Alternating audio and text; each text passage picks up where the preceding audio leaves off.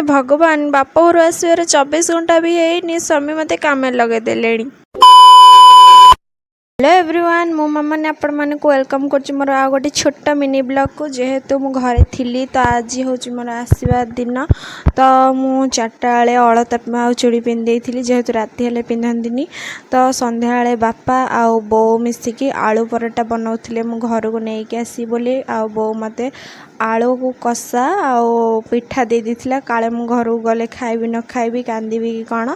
तापरे सबू बो रेडी कर देथिला बापा पुओ आ मो भाई मिसी 3 जन जाक आसते मत छाड़ापी देन सका उठे गाधे पादे जेहेतु कर्म ही भगवान तक सका तो कम करने को ही पड़ो जिते बाप घर आसिले मन भल थाउ न थाउ देन तो मुझे ठाकुर फाकुर पूजा सारी स्वामी आनी दे देथिले चूना माछ बेसर बनापे से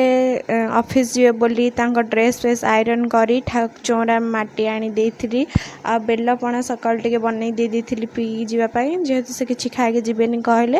तो से ऑफिस बाहर की जीवाई पूरा रेडी होते कही कि आज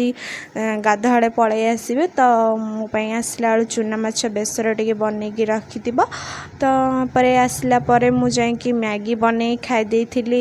मैगी बन खाई सारापर जाइली चूना माछ बाछिकी भाजापी केते जे कष्ट बाछिया चूना माछ आपण मैंने तो जानी